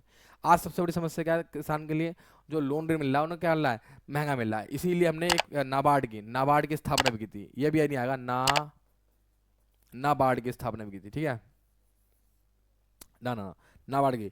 Setting up the industries in the semi rural, जो कस्बे हैं, सेमी रूरल का मतलब क्या हो गया, कस्बे छोटे मोटे, यानी कि जो गांव से थोड़ा ऊपर हैं, वहां पर हम लोग क्या करेंगे, इंडस्ट्रीज वगैरह लगाएंगे, ताकि वहाँ के जो लोग हैं, जो थोड़े पढ़े लिखे लोग हैं, एजुकेटेड लोग हैं सर, वो लोग क्या इंडस्ट्री में आके काम कर सके, उनको रोजगार मिल सके, जो लोग किसानी या फिर खेती नहीं करना चाहते, या फिर जिनके पास जमीनें नहीं है क्या खेती करने के लिए, ठीक है जी। अच्छा नेक्स्ट क्या है, हम लोग स्कूल और कॉलेज ज़्यादा से ज़्यादा खोलेंगे, है नहीं, हम साथ साथ को लिखना है by opening the more hospital, और ज़्यादा से ज़्यादा क्या ओपन करेंगे, लॉन्ग टर्म में हॉस्पिटल खोलेंगे, ताकि उन्हें मेडिकल फैसिलिटी अच्छी मिल सके। तो ये हमारे क्या हुआ, लॉन्ग टर्म में हुआ। चलो जी आ गया नेक्स्ट अब ये रहा Mahatma Gandhi national rural employment क्या गारंटी एक्ट क्या 2005 मनरेगा, ठीक है जी। तो उसमें हमने बताया कि 100 डेज का क्या मिलेगा, मिलेगा रोजगार। और अगर मेरे बच्चों इसमें हम लोग 100 दिन का रोजगार नहीं दे पाए तो हम लोग क्या देंगे, 100 डेज का हम क्या देंगे, वेजेस पे करेंगे, ठीक है जी। ध्यान रखना that is called Mahatma Gandhi, जी हाँ, national rural employment guarantee act 2005, इसकी फुल फॉर्म याद कर लेना भैया, पेपर में आती है। आ जाओ नेक्स्ट सेक्टर्स। अब देखो सेक्टर, अब कुछ सेक्टर को हमने इंडियन इकोनॉमी को कुछ सेक्टर में बांटा, ठीक है। हमने कुछ इंडियन इकोनॉमी को सेक्टर बांटा, ध्यान से हो, ध्यान सुनना कैसे बांटा हमने। There are the other ways of the classifying economic activity, कुछ और तरीके भी हमने इकोनॉमिक एक्टिविटी को बांटने के। सर पहला है प्राइवेट सेक्टर, दूसरा कौन सा है, सॉरी प्राइवेट सेक्टर क्या हो गया, पब्लिक सेक्टर। साथ साथ इसको हम ऑर्गेनाइज सेक्टर भी कह सकते हैं और क्या अनऑर्गेनाइज सेक्टर भी कह सकते हैं। ऑर्गेनाइज सेक्टर और अनऑर्गेनाइज सेक्टर में फर्क क्या होता है, मैं आपको पहले थोड़ा नॉर्मल ओवरव्यू दे दूं। जैसे मान लो किसी बंदे के पास जॉब की गारंटी है, जॉब फिक्स है, काम करने का जॉब मिलेगा, प्रॉपर सैलरी मिलेगी, मेडिकल फैसिलिटी मिलेगी, अगर वो छुट्टी करता भी तो उस छुट्टी के लिए उसे पैसा ही मिले दिया जाएगा। जैसे होता नहीं होता महीने में संडे के अलावा 2 कैजुअल छुट्टी भी दी जाती है। अगर मान लीजिए वो उन कैजुअल छुट्टी के अंदर भी काम करता है तो जब वो रिटायरमेंट लेगा तो उन कैजुअल छुट्टी का उसे पैसा बढ़ा कर दिया जाएगा, ठीक है। नहीं है that is called organise sector. Unorganise sector में क्या होता है सर, काम फिक्स नहीं होता, दिन फिक्स नहीं होते, ठीक है। कभी कभी ऐसा होता है कि आप मेहनत मजदूरी बहुत करते हो परंतु आपको उतना पेमेंट नहीं मिल पाता है, ये भी इसके अंदर होता है। तो ये सब चीज़ें क्या इसमें इंक्लूड है, नहीं है, ना सुनना। अब आगे सुनो क्या कहता है। आप देखो पब्लिक सेक्टर की हम बात करते हैं सर, पब्लिक सेक्टर बहुत सिंपल है, हमने समझाया क्या गुरुजी, गवर्नमेंट ओनरशिप ऑन असेट्स, हाँ जी सीधी सी बात है। गवर्नमेंटशिप इसमें क्या होती है, गवर्नमेंट जो होती है, जो संपत्ति किसकी होती है, गवर्नमेंट की होती है, इसमें जॉब सिक्योरिटी मिलती है। All the service are provided by the government, चाहे वो आपकी बाइक हो, कार हो, पेट्रोल हो, डीजल हो, लैपटॉप हो, गार्डनर हो, कुक हो, सब कुछ कौन देता है, गवर्नमेंट देती है। गवर्नमेंट तो फ्लैट भी देती है, बहुत सारे टीचर्स, बहुत सारे बड़े बड़े। अब जैसे राष्ट्रपति भवन, तो राष्ट्रपति भवन में कौन रह रहा है, राष्ट्रपति रह रहा है, प्राइम मिनिस्टर अलग रह रहा है, मुख्यमंत्री अलग रह रहा है। यही तो फायदा है। हालांकि आप राजनीति में घुस जाओ, आप किसमें घुस जाओ, राजनीति में घुस जाओ, आपको कुछ ना कुछ प्रोक्यूजर तो मिलेंगे, आपकी जिंदगी मजे मजे बल्ले ही बल्ले हो गए आपकी जिंदगी में, ध्यान रखो, है नहीं, ध्यान रखना। ये हो गया। अच्छा आपको पेड लीव मिलेंगी, पेड लीव का मतलब क्या हो गया, अगर आप छुट्टी, पेड लीव का मतलब है कि आपको 2 छुट्टियां मिलेंगी महीने में, और आप उन 2 छुट्टियों के लिए उन 2 छुट्टियों का पैसा आपकी सैलरी में से नहीं कटेगा, that is called paid leave. यानी कि पेड लीव का मतलब क्या, हम आपको छुट्टी तो दे रहे हैं, चाहे तो आप छुट्टी लें ना लें ये आपकी मर्जी है, परंतु इसका पैसा आपको दिया जाएगा। और अगर आपने छुट्टियां नहीं ली हैं तो सर इनका जो अमाउंट है वो हम आपको बढ़ा कर देंगे आने वाले समय में, जब आप लोग क्या जाओगे, रिटायरमेंट ले लोगे। क्या ले लोगे बेटा, रिटायरमेंट ले लोगे, तब ये आपको क्या होगा, एक्स्ट्रा पैसा दिया जाता है, जी हाँ, ठीक है। और यहाँ पे क्या हो गया, एक्स रेलवेज, जो भी हो फलाना दिमाग, ये तो फालतू सबको वही है, that is called public sector, ठीक है। अब आ जाओ प्राइवेट सेक्टर की बात कर लें, तो प्राइवेट सेक्टर से ज़्यादा समस्या बड़ी बहुत सारी होती है। सब चीज़ें किसके हाथ में होंगी, या तो किसी इंडिविजुअल के हाथ में होंगी, फिर क्या प्राइवेट ओनरशिप के हाथों में होंगी। प्राइवेट ओनरशिप के हाथों में है तो ऑब्वियस सी बात है कि बंदे को सिर्फ एक ही चीज़ से मोटिवेट कर सकते हैं, क्या, पैसा। जैसे हमारे पास एग्जाम्पल है, यहाँ पर एग्जाम्पल दिया टिस्को का, ठीक है, टिस्को का एग्जाम्पल दिया रखा है। आप लो टाटा इंडस्ट्री ले लो, रिलायंस इंडस्ट्री ले लो, उनका ले लो, ठीक है। तो भाई अगर हम इसकी बात करें तो इनकी जो कंपनी है इसकी ओनरशिप किसके पास होगी, टिस्को के पास होगी। यहाँ पर लोगों को जो है हम ज़्यादा से ज़्यादा किससे मोटिवेट कर सकते हैं कि भाई जितना ज़्यादा काम करोगे आपको बोनस अच्छा मिलेगा, आपको प्रॉफिट अच्छा मिलेगा, वो सब चीज़ें हम आपको इसमें देंगे। साथ साथ में जॉब सिक्योरिटी नहीं होती, क्यों, अगर काम करोगे तो मिलेगा, काम नहीं करोगे तो नहीं मिलेगा। ये सबसे बड़ा पंगा है। आदमी की उम्र उसका सबसे बड़ा दुश्मन होती है, धीरे धीरे जैसे आपकी उम्र डाउन होगी तो आपकी जॉब सिक्योरिटी इतनी कम होती चली जाएगी। साथ ही साथ all the services are provided in by the individual और क्या कंपनी, जी हाँ। यहाँ पे कोई भी सर्विस होती है, पहली बात तो कंपनी सर्विस देती नहीं, कंपनी बड़ी बदमाश होती है, कंपनी इतनी बदमाश होती है अपने एम्प्लॉय का खून चूस लेती है। उसके बाद में कहती है क्या, कि भाई साहब मज़ा नहीं आया, भाई साहब मज़ा नहीं आया, आपके खून में वो मज़ा नहीं आया, कुछ फिर तो दूसरे कर्मचारी को पकड़ती है, फिर उसका खून चूसती है, फिर कहती है यार तुम्हारे में मज़ा नहीं आया। तो ये कंपनी का एक प्रोसेस होता है जो हर एक कंपनी करती है, ठीक है, ठीक है। उसके बाद यहाँ पर सीन क्या होता है, कुछ चीज़ें यहाँ पे ऐसी होती है कि जनरली तो पेड लीव्स होती हैं। मतलब ऐसा नहीं है कि केवल गवर्नमेंट कंपनी आपको 2 छुट्टियां दे रही है, ऐसा नहीं है कि 2 कंपनी आपको जो गवर्नमेंट कंपनी आपको छुट्टी दे रही है सिर्फ वही आपको पेड लीव दे रही है, प्राइवेट कंपनीज भी आपको पेड लीव देती हैं, ठीक है, ठीक है। लेकिन कुछ कुछ कंपनियां ऐसी हैं जो नहीं भी देती हैं, अपनी अपनी सबकी अलग पॉलिसी होती है, और इस पॉलिसी के लिए गवर्नमेंट इनके ऊपर वो नहीं लगा सकती, क्या बोलते हैं, पुश नहीं कर सकती कि हाँ भाई नहीं दो मत दो, ठीक है जी। अच्छा एक बात और है, क्या प्राइवेट में ओवर टाइम का पैसा मिलता है, ऑब्वियस बात है गवर्नमेंट में नहीं मिलता, ध्यान रखना इस बात को। चलो जी, अब है organise sector. Sir organise sector देखो होता क्या, सर एग्जांपल लेंगे हम बैंकिंग का, जैसे बैंकिंग को बोलते हैं तो सर ऑब्वियस बात है वहाँ के जो बंदे होंगे, ठीक है, उन्हें अच्छा क्या मिलना चाहिए, बेहतरीन क्या मिलना चाहिए, वेजेस मिलना चाहिए। भाई बैंकिंग की जॉब सबसे बढ़िया जॉब है, पूछो क्यों? भाई बाबूजी बनो, एसी में बैठो, सैलरी फिक्स मिलेगी, बढ़िया सैलरी मिलेगी, वर्किंग के जो घंटे होंगे फिक्स होंगे, आपकी सिक्योर्ड एम्प्लॉयमेंट होगा, आपकी जॉब कोई नहीं खींचेगा। और जितने भी आपके पास स्कीम आएंगी, जितने भी क्या होंगे बेटा आपके पास स्कीम आएंगी, उन सबका आप लाभ उठाओगे, जैसे ग्रेजुटी, प्रोविडेंट फंड, फलाना फंड, दिमागा फंड, सबका। और साथ साथ उनकी जो कंडीशन होगी better working condition. Better working condition मतलब ये है कि आपको एक बेटर इन्वायरमेंट मिलेगा। आपने देखा ना एसबीआई में लोग क्यों जाते हैं, एसबीआई ले लो, आरबीआई ले लो, कुछ भी ले लो, कोई सा बैंक ले लो यार, सब में चिल्डे से लगे हुए हैं, बाबूजी बन के बैठे काम करो, कोई दिक्कत नहीं है, बस है नहीं है। इसीलिए लोग बाग बैंक की जॉब लेते हैं, आरामदायक काम है, ठीक है। ये हमारा क्या होगा ऑर्गेनाइज सेक्टर। तो ऑर्गेनाइज सेक्टर के अंदर क्या हुआ, वर्किंग आवर फिक्स है, सब कुछ फिक्स है। और एक बात है ना, ये काम किस में आएगा सर, ये आपका काम किस में आएगा मेरे बच्चे, आपका काम आएगा उसमें क्या बोलते हैं अपना, जब आप केस स्टडी वगैरह पढ़ोगे तब उसमें काम आएगा। ये आपके केस स्टडी के लिए इंपॉर्टेंट है, इंपॉर्टेंस ये आएगा इंपॉर्टेंट फॉर केस स्टडी। मैं लिख देता हूँ यहाँ पे, that is called important for, मेरे बच्चे बोलो क्या यहाँ पे, दैट इज कॉल्ड केस, जी हाँ स्टडी, ठीक है। ये केस स्टडी के यहाँ पे क्या बहुत ज्यादा इंपॉर्टेंट है, ठीक है ठीक है। चलिए अब आगे देखो नेक्स्ट, अनऑर्गेनाइज सेक्टर। गुरुजी अनऑर्गेनाइज सेक्टर कैसा होता है? भाई साहब सबसे खास बात, जैसे मान लो हम हॉकर्स को ले, पैडलर्स को ले लेते हैं, जो बेचारे हमारे दिहाड़ी मजदूर, हम उनकी बात कर लेते हैं। इसमें क्या होगा गुरुजी, लो वेजेस रहेगा, मतलब अब वैसी बात है यार, कोई 700 रुपये में कर रहा है, कोई 600 रुपये में कर रहा है। वर्किंग के जो आवर्स तो फिक्स नहीं होते, कभी 10 घंटे काम करना पड़ता है, कभी 12 घंटे काम करना पड़ता है। पहली बात तो इसमें खास बात तो ये कि इसमें एम्प्लॉयमेंट की कोई गारंटी नहीं होती, कभी भी आपके पीछे लात मार के कंपनी आपको निकाल सकती है। कंपनी बड़ी बदमाश होती है, वो आपको पीछे लात मार के कभी निकाल देगी, बस फिर क्या देगी, हाँ मजा नहीं आ रहा तुम्हारे से। और इसमें कोई भी बेनिफिट नहीं मिलता, पूछो क्या, कोई बेनिफिट आपको नहीं मिलेगा, क्यों नहीं मिलेगा? ऑब्वियस बात है, उनका काम ही यही है। अनऑर्गेनाइज का मतलब क्या हो गया, अनऑर्गेनाइज का मतलब ये है कि आपके पास आज तो काम है परंतु काम कल काम नहीं है, असंगठित, मतलब कि प्रॉपर अरेंजमेंट नहीं है काम का, ठीक है ना। साथ साथ कंडीशन अच्छी नहीं होंगी, पूछो क्यों? क्या पता आपको दिन दहाड़े धूप के अंदर काम करना पड़ रहा है, मसाला फेंकना पड़ रहा है, ईंटें उठानी पड़ रही है नहीं है? तो कंडीशन जो वर्किंग कंडीशन होती है वो भी इतनी अच्छी नहीं होती, दैट इज कॉल्ड क्या, अनऑर्गेनाइज सेक्टर। क्लियर है भाई, क्लियर है? बताओ बताओ, क्या क्लियर है? महाकाल के नाम पे बोलिए, महाकाल के नाम पे बोलिए। चलिए अब आगे देखिए नेक्स्ट। अब देखो यहाँ पे क्वेश्चन आता बहुत छोटा सा कि how to protect the worker in the unorganise sector. देखो जी ऑब्वियस सी बात है, अनऑर्गेनाइज सेक्टर के अंदर लोग वाग शोषण करते हैं गरीबों का, मतलब बेचारों गरीब लोगों का। तो हम वो कौन से रास्ते हैं जिनसे हम इन लोगों को बचा भी सकते हैं, ये भी बहुत प्यारा पॉइंट है। कैसे? द फॉलोइंग, ये आपके लिए क्वेश्चन के हिसाब से ले लो, या फिर मेरे बच्चे किसी और चीज के हिसाब से ले लो। यार एसी ना बहुत चिल्ड हो रहा है, एसी बहुत चिल्ड हो रहा है, जो चल रहा भाई, कमाल है यार। चलो देखो ध्यान से, हाँ अब चल गया, 20 पूरा है ए भाई साहब। हाँ जी अब देखो क्या कहता है गुरु जी, अनऑर्गेनाइज सेक्टर क्या कहता है, the following are the way in which the workers in the unorganise sector can be protected. ये कुछ वेज हैं, कुछ रास्ते हैं जिनमें हम लोग अनऑर्गेनाइज सेक्टर के अंदर बेटा उन लोगों को बचा सकते हैं। जैसे मिनिमम वर्किंग आवर्स, भाई तो गवर्नमेंट के अगर उनके लिए गवर्नमेंट लेके आई है बकायदा कि minimum wages act, factory act वगैरह लेके आई है, लेबर एक्ट, लेबर लॉ सब कुछ लेके आई है, जिसके तहत उन्होंने ये फिक्स कर दिया है कि मिनिमम वर्किंग आवर्स कितने रहेंगे। अगर इन मिनिमम वर्किंग आवर्स के साथ, ठीक है, अगर कोई बंदा ज्यादा काम करता है, ठीक है, सॉरी मिनिमम नहीं मतलब मैक्सिमम कुछ था, I think maximum working hours 8 hour का रहता है। कितना रहता है? 8 आवर का रहता है कंट्रीब्यूशन। अगर 8 घंटे से ज्यादा कोई बंदा काम करता है तो उसको क्या मिलेगा, क्या मिलेगा बोलो गुरु जी? उसको मिलेगा ओवर टाइम, ठीक है।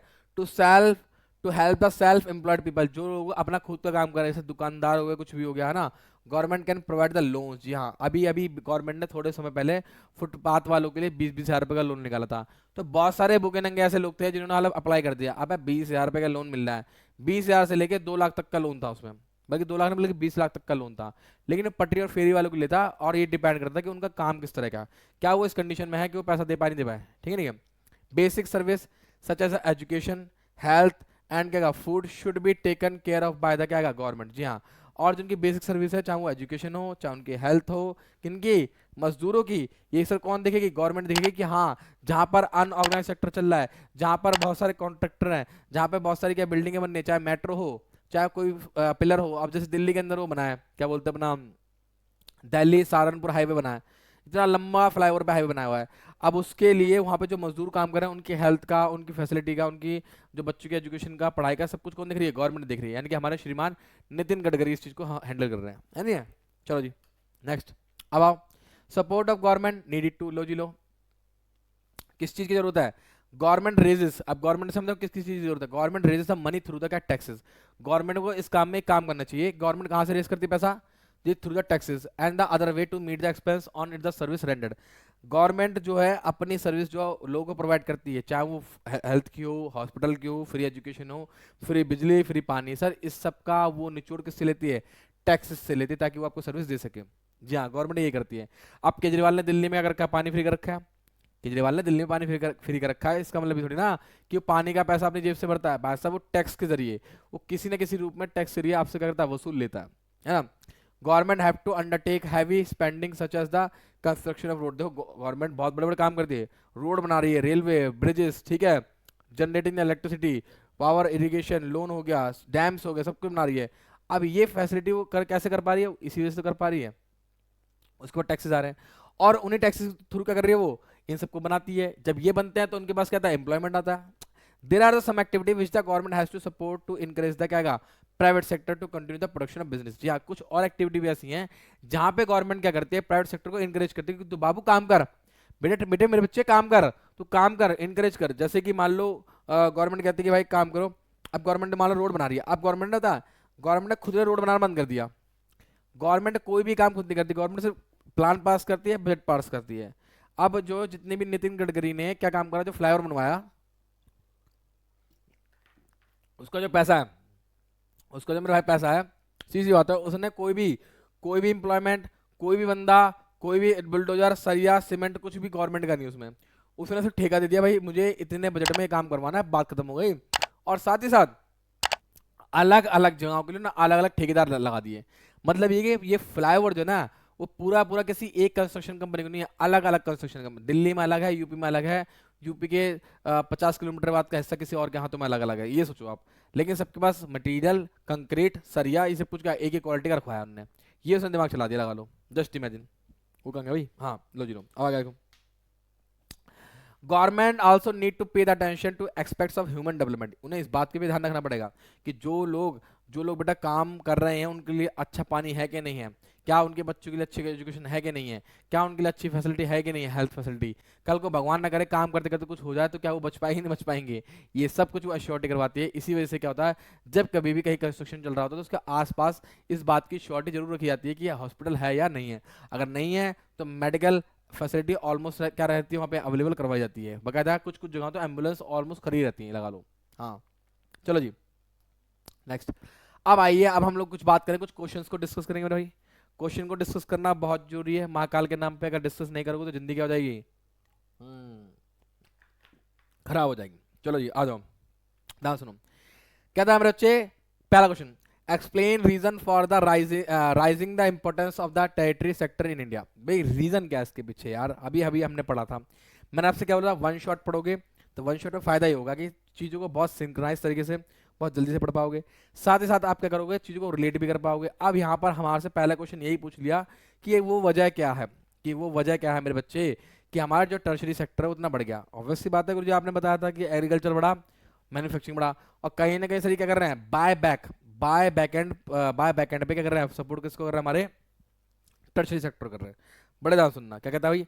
पहला क्या, greater the development of the primary, जितना प्राइमरी में डेवलपमेंट होगा जितना सेकेंडरी में डेवलपमेंट होगा, सुनना मेरी बात को ध्यान से, जितना प्राइमरी में होगा जितना सेकेंडरी में होगा मेरे बच्चे, उतना ही सर किस में होगा? सर्विस में होगा। क्योंकि सर ये दोनों को चलाने के लिए क्या चाहिए? सर्विस सेक्टर चाहिए, नहीं चाहिए? इन दोनों को चलाने के लिए क्या चाहिए?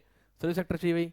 तो वही वजह है कि दोनों के डेवलपमेंट से ज्यादा डेवलपमेंट, यानी डबल यानी कि ट्रिपल डेवलपमेंट मान लो, सर्विस सेक्टर अपना खुद का डेवलपमेंट कर रहा है, एक तो ये एग्रीकल्चर ने उससे डिमांड करी, दूसरी मैन्युफैक्चरिंग में डिमांड कर रहा है, तीसरी अब ये क्या हुआ सर जी? यही तो हुआ। ट्रांसपोर्ट मान लो, ट्रांसपोर्ट जो है मैन्युफैक्चरिंग वाला सामान तो बना रहा है, माल कैसे यहाँ से हो जाएगा? ट्रांसपोर्ट से। कम्युनिकेशन किससे होगा? उससे ही होगा। और एग्रीकल्चर वाला गेहूँ उगा रहा है, गेहूँ किससे जाएगा? ट्रांसपोर्ट से। किसको बेचना किससे बताएगा? टेलीफोन से। तो कहीं ना कहीं एग्रीकल्चर हो मेरे बच्चे, चाहे का हमारा हो, ये हो, सब चीज़ है किससे होती है? रेगुलेट हो दो सर्विस से।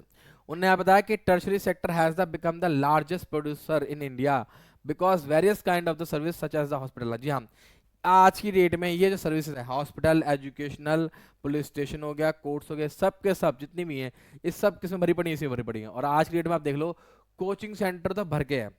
ठीक है, मैंने क्या बोला था, कुछ ना बन पाओ तो क्या बन जाना, टीचर बन जाना। तो वही कॉन्सेप्ट इसमें भी अप्लाई होता है। आप लोग बैंक की तैयारी कर रहे हैं, ट्रांसपोर्ट में आ रहे हैं, इंश्योरेंस बेच रहे हैं, तो देखो यही तो वजह है कि पहले इन सब चीज़ों को लोग बहुत हल्के में लेते थे, और ये लगातार जो कंपनियां हैं आज बढ़ती जा रही, बढ़ती जा रही। और जितनी भी स्टेट हैं, ऐसा नहीं केवल दिल्ली में ही चल रहा काम, ऐसा नहीं सिर्फ दिल्ली में चल रहा काम, ये काम ऑल ओवर द इंडिया चल रहा है। हर एक स्टेट में काम चल रहा है, जितनी भी स्टेट्स हैं सबके अंदर क्या ये चीज़ें चालू हैं। तो यही वजह है कि सारी स्टेट्स, अगर 28 स्टेट है तो 28 स्टेट के अंदर लगा लो हर प्रकार की कंपनी और हर प्रकार की 10-10 कंपनी है। और यही वजह है कि 10-10 कंपनी लग रही हैं, और यही वजह है कि टर्शियरी सेक्टर इतना उठ रहा है। Just imagine, just imagine. ठीक है नहीं क्या, चलो जी। Even development of agriculture and industry lead to the development of क्या बच्चे, सर्विस। जी हाँ, अगर एग्रीकल्चर भी डेवलप करता है, ठीक है, और इंडस्ट्री भी डेवलप करती है, तो फिर भैया ऑब्वियसली तो क्या होगा, ट्रांसपोर्ट भी डेवलप होगा, स्टोरेज चाहिए, गोडाउन चाहिए, सब कुछ चाहिए। ठीक है, तो यहाँ पे हमने जाना कि टर्शियरी सेक्टर के बढ़ने के पीछे क्या है, एग्रीकल्चर और इंडस्ट्री सेक्टर भी क्या है, कहीं ना कहीं हाँ जिम्मेदार है। ठीक है, आ जाओ next. With the rise in income, ये तो हमने पढ़ा है, लोगों की जब आय बढ़ती है, जब लोगों की आय बढ़ती है तो ऑब्वियस सी बात है सर, वो अपनी बेसिक नीड के अलावा फिर कुछ और भी नीड चाहिए होता है। जैसे उसको क्या क्या चाहिए, रेस्टोरेंट में घूमना है, टूरिज्म जाना है ना, मॉल में शॉपिंग करनी है, अपने बाबू सोना को आइसक्रीम खिलानी है। तो यही तो होता है कि जितनी उसकी इनकम बढ़ती आ रही है तो बाकी चीज़ों की डिमांड भी ऑटोमेटिक बढ़ती आ रही है। ठीक है, और ऑब्वियस सी बात है, हमने एक चीज़ और पढ़ी, हमारा एक नया एरा, एक नई चीज़ ऐड हुई है सर्विस में, that is called information and क्या, टेक्नोलॉजी सेक्टर, जिसको हम बोलते हैं कम्युनिकेशन सेक्टर भी कहते हैं। ठीक है जी, ना इससे क्या हुआ है, इससे सबसे ज्यादा इम्पैक्ट हुआ है। आज की डेट में मैं कहता हूँ रिसेशन तो कभी आता नहीं है, इसमें रिसेशन तो कभी आएगा ही नहीं। क्यों नहीं आएगा, क्योंकि भैया लॉजिक ही इसके पीछे यही है, लगा लो आप। ठीक है, चलो जी आगे आओ next. The problem of under employment is not confined only to agriculture, support the statement. Sir underemployed सिर्फ और सिर्फ क्या एग्रीकल्चर के लिए नहीं है, या सिर्फ और सिर्फ एग्रीकल्चर की वजह से ही क्या छुपी बेरोजगारी है, यही वजह की एग्रीकल्चर के अंदर छुपी बेरोजगारी है। क्या एग्रीकल्चर इस चीज के लिए जिम्मेदार है, क्या एग्रीकल्चर की वजह से छुपी बेरोजगारी हो रही है, डिस्गाइज्ड एम्प्लॉयमेंट हो रहा है, अंडर एम्प्लॉयमेंट हो रहा है, बताओ क्या सही है। जैसे लोग बाग बोलते नहीं है कि सर जी गांव, अब किसान जो है, सुनो, किसान गया खेतों में गया, अब सुबह सुबह गया 2 घंटे काम करके आ गया, अब पूरे दिन 10 घंटे घर में पड़ा होकर सो रहा है, तो भैया ये भी तो एक तरह का अंडर एम्प्लॉयमेंट हुआ, हो नहीं हुआ। तो क्या इसके लिए सिर्फ और सिर्फ क्या एग्रीकल्चर ही जिम्मेदार है, चलो जी देखते हैं, आओ क्या कहता है। कहता है ये जो अंडर एम्प्लॉयमेंट है सिर्फ सिर्फ एग्रीकल्चर में नहीं है, ये बाकी सेक्टर में भी होती है। कैसे, for example there are thousand of the casual workers in the service sector, बहुत सारे ऐसे कैजुअल वर्कर जो सर्विस सेक्टर में हैंगे, area who search for the daily employment, जो कि डेली घूम रहे हैं, मतलब शहरों में डेली घूम रहे हैं, किसके लिए, जॉब के लिए, पर they are the employed as a painter है, प्लम्बर है ना, रिपेयर पर्सन है। जी हाँ, अभी अभी हमने बात करी थी, बोलो क्या, कि गुरुजी पेंटर है, मिस्त्री है ना, ये सब लोग क्या है सर जी, ये लोगों को किसी किसी दिन रोजगार मिलता है तो किसी दिन नहीं मिलता। तो जिस दिन रोजगार मिल गया उस दिन तो एम्प्लॉयड होगा, जिस दिन नहीं मिला उस दिन क्या होगा, अंडर एम्प्लॉयड होगा। तो सिर्फ और सिर्फ एग्रीकल्चर पे ही थोप देना ये गलत होगा, सिर्फ और सिर्फ एग्रीकल्चर पे ही बात थोप देना क्या होगा, बहुत ज्यादा गलत होगा, इस चीज को हमें ठीक करना पड़ेगा। सिमिलरली उसने बोले लिखा है, we see the other people of service sector, ठीक है, ऑन द स्ट्रीट। हाँ जी हाँ, लो जी, कुछ लोग ऐसे भी बेचारे हॉकर्स हैं, पैडलर्स हैं, ये बेचारे दिन भर घूमते रहते हैं, हांडते हांडते चिल्लाते रहते हैं, आलू ले लो, प्याज ले लो, भिंडी ले लो, टमाटर ले लो। अब क्या पूरे दिन भर बेचते रहते हैं, नहीं बेचते ना। जैसे मान लो अब एक आम वाला बंदा है, सुबह सुबह अपने ठेले लेके गया आम की, उसने आम लगा लगा के थे 50-60 किलो, उसने 50-60 किलो आम जो है दोपहर तक बेच दिए, बाकी का दिन उसका क्या हो गया, बच गया। अब उसमें क्या बेरोजगार बैठा, सर ये भी तो क्या कहलाएगा हमारे बेटे, कहीं ना कहीं अंडर एम्प्लॉयमेंट हो गया, नहीं हो गया। ठीक है, और खासकर हम बात करें अनऑर्गेनाइज सेक्टर के अंदर, सबसे ज्यादा प्रॉब्लम कहाँ पे होती है, अनऑर्गेनाइज सेक्टर के अंदर है, कि आज काम है और कल काम नहीं है। कभी कभी लोग सीजनल काम भी करते हैं, जो लोग सीजनल काम करते हैं 6 महीने काम करेंगे, 6 महीने आराम करेंगे। अब जैसे मान लो शादी का सीजन अब आएगा, शादी का सीजन आएगा तो शादी के सीजन में क्या हुआ, घोड़ी वाला, बैंड वाला, पॉप वाला, सब कुछ क्या होगा, दबा के पैसे छापेंगे। लेकिन जैसे ही फरवरी चला जाएगा, मार्च निकल जाएगा, मार्च के बाद फिर इनका काम धंधा ठंडा हो जाएगा, तो ये बेचारे 7-8 महीने 6 महीने कमाते उसके बाद ठंडे पड़े रहते हैं, जस्ट इमेजिन, है नहीं, यही होता है इनके साथ। चलो जी next, how can we create more employment. अबे ये सर लो जी लो, सर हम लोग किस प्रकार से टर्शरी सेक्टर के अंदर या फिर सेकेंडरी सेक्टर के अंदर, सेकेंडरी और टर्शरी के अंदर हम रूरल एरिया में, किसमें गांव वाले इलाकों में कैसे कैसे हम ज़्यादा से ज़्यादा एम्प्लॉयमेंट ला सकते हैं। लो जी लो आ जाओ, क्या कहता है गुरु जी। पहला वो कहता है हमें एग्रीकल्चर के बेसिक इंफ्रास्ट्रक्चर को सही करना होगा। पहला पॉइंट तो ये है भाई भाई। दूसरा पॉइंट ये है कि सर आपको डैम्स वगैरह कैनाल वगैरह बनाने पड़ेंगे इरिगेशन सिस्टम के लिए प्रॉपरली। जब आप लोग या भाई डैम्स बनाओगे, नहरें बनाओगे, नदियां बनाओगे, नाले बनाओगे, तो ऑब्वियस सी बात है वहां पर क्या होगा, ज्यादा से ज्यादा क्या होगा, एम्प्लॉयमेंट क्रिएट होगा, है नहीं भाई। तो ये चीज क्या होगी, एग्रीकल्चर की हो गई। अच्छा, साथ ही साथ एक बात है, जब लोग काम करेंगे, लोगों को मिलेगा, पैसा मिलेगा, पैसा क्या होगा, सेव होगा तो कहाँ लगाएंगे, बैंक में लगाएंगे। सर्विस क्या आ गई, बैंक में आ गई। स्कूल में लगाएंगे, बच्चों को पढ़ाएंगे, हॉस्पिटल जाएंगे, है नहीं है। तो ये क्या क्या सर्विस में आ गया। तो इसका मतलब ये हो गया कि जितना हम अच्छा इंफ्रा डेवलप करेंगे एग्रीकल्चर सेक्टर के अंदर, उतना ही सर क्या लीड्स टू इंक्रीज द क्या, टर्शरी सेक्टर। तो आप समझ में आ गया आपको बात को कि किस प्रकार से एग्रीकल्चर जो है वो किस प्रकार से टर्शरी सेक्टर को पुशअप करता है, यानी आगे बढ़ने के लिए सहारा देता है। ठीक है, नेक्स्ट है। और लोगों को ये भी है, एग्रीकल्चर वाले जो लोग हैं उनको ये भी है क्रेडिट दें। क्रेडिट का मतलब कहते हैं बेटा लोन दे, एक अच्छे रीजनेबल रेट पर लोन दे, ताकि वो लोग अपने खेतों के लिए फर्टिलाइजर्स, मैन्योर्स, ठीक है, और अपना जो भी मशीनें हो गई, ट्रैक्टर हो गया, इन सबको खरीद के ला सकें। और वहाँ पे जो लोग काम कर रहे हैं वो लोग अच्छी फसल उगा सके, ताकि वहाँ पर क्या हो सके, और भी ज़्यादा डेवलपमेंट आ सके। फसल उगेगी तो डेवलपमेंट कैसे आएगा, ऑब्वियसली बात है पैसा आएगा। जब पैसा आएगा तो बच्चा पढ़ेगा लिखेगा, जब बच्चा पढ़ेगा लिखेगा तो क्या किस में जाएगा, स्कूल में जाएगा। स्कूल कौन बनाएगा, गवर्नमेंट बनाएगी। जब गवर्नमेंट स्कूल बनाएगी तो फिर क्या आएगी, मजदूर लेके आएगी, मजदूर लाएंगे फिर एम्प्लॉयमेंट मिलेगा। तो ये एक चयन है, ये एक साइकिल है जो चल रहा है मेरे भाई। ठीक है ना, चलो जी आ गया नेक्स्ट। उनने क्या रखा है मेरे भाई साहब, government bank can provide the loan at the, हाँ जी, गवर्नमेंट देखो क्या करती है, स्मॉल फार्मर को चीप रेट पे लोन दे सकती है। और जब उन्हें चीप रेट पे एक लोन मिलेगा तो ऑब्वियस सी बात है मेरे बच्चे क्या करेंगे, अच्छे से काम करेंगे, है नहीं है। Like the constructing a well, भाई कुआं बनाएंगे, ट्यूबवेल लगाएंगे, ठीक है, और क्या करेंगे, मतलब और भी चीजें लेके आएंगे यार, समझ जाओ ना, भाव कभी कभी तो भावना भी समझाया करो। ठीक है ठीक है। अच्छा, another ways to promote the locate the industries, हाँ ये कुछ, अच्छा कुछ एक चीज और भी पूछो क्या, कि कहीं कहीं जगहों पे आपको सेमी रूरल एरिया के अंदर भाई क्या लगाने पड़ेंगे, फैक्ट्रीज लगाने पड़ेंगी। क्या लगाने पड़ेगा, फैक्ट्रीज। पूछो कैसे। कुछ कुछ ऐसा है, पूरी तरह से गांव नहीं तो कुछ कुछ कस्बे भी होते हैं जहाँ पे थोड़ी बहुत क्या होती है, शहरीकरण भी होता है। तो ऐसी ऐसी जगहों पर जहाँ पे थोड़ा थोड़ा सेमी क्या है वो, सेमी शहरीकरण मतलब कि थोड़ा कस्बा टाइप के है, थोड़ा सेमी रूरल एरिया टाइप के हैं, या फिर सेमी अर्बन टाइप के हैं, वहां पर आप फैक्ट्रीज लगा दो, इंडस्ट्रीज लगा दो, तो वहां के लोगों को भी क्या मिल जाएगा, एम्प्लॉयमेंट मिल जाएगा। समझे बात को, समझे। तो महाकाल के नाम पे ठोको ठोको। चलो जी अगला, नेक्स्ट। नेक्स्ट क्या बोलता था, why is organised sector preferred by the employ. अबे ऐसा क्यों है, ये तो बहुत सिंपल जवाब है यार। अगर ये भी नहीं आता तो मैं कूद जाऊंगा नाले में अभी के अभी। पूछो क्यों, अभी तो बढ़ाया था यार कि ऑर्गेनाइज सेक्टर में गुरु जी क्यों प्रेफर करते हैं। भाई साहब सुनो ध्यान से, इसको हम पढ़ेंगे भी नहीं, इसका हम आंसर भी नहीं देखेंगे। पूछो, हम ऐसी मुंह जबानी बताएंगे। पूछो कैसे। गुरु जी पहला तो हो गया, बंदे को जॉब की श्योरिटी मिलेगी, ठीक है, उसके संग कोई भी भेदभाव नहीं होगा, जॉब की श्योरिटी मिलेगी, कभी भी कंपनी उसके पीछे लात मार के उसे बाहर निकालेगी। दूसरा, वर्किंग आवर फिक्स रहेंगे। तीसरा, उसको पेड लीव मिलेगी। चौथा बेटा, उसे अलग अलग क्या परक्यूजिट्स यानी कि अनुलाभ मिलेंगे। अनुलाभ का मतलब गुरु जी क्या हो गया, जैसे ड्राइवर मिल गया, गाड़ी मिल गई, इलेक्ट्रिसिटी का फ्री मिल गई, गार्डर मिल गया, कुक मिल गया, है ना, इस तरह के। साथ साथ मेरे बच्चे वहां पर क्या होगा, प्रोविडेंट फंड, ग्रेजुएटी टाइप की ऐसी फैसिलिटी भी होंगी, ठीक है, और वर्किंग कंडीशन बहुत अच्छी होंगी, यानी कि एसी मिला होगा, हाँ हाँ मजा आएगा, चिलैक्स, ठीक है, चिलैक्स करेंगे हम लोग। दैट इज कॉल्ड क्या, ऑर्गेनाइज सेक्टर। यही वजह है यही वजह है यही वजह है कि लोग बाग ऑर्गेनाइज सेक्टर के अंदर जाना ज्यादा पसंद करते हैं। ठीक है नहीं, नेक्स्ट। हाँ, अब देखो यहाँ पे बात है कि it is difficult for private sector to collect the money from the thousand of the people. ये बात तो आप अच्छे से जानते हो कि भाई अब प्राइवेट सेक्टर के अंदर ये समस्या तो होती है कि हम लोग थाउजेंड ऑफ पीपल से पैसा कलेक्शन नहीं कर सकते, है नहीं है। ये सब कुछ चीज़ में है। और इन्हें क्या बोला, चलो ठीक है, ये तो कुछ और ही है।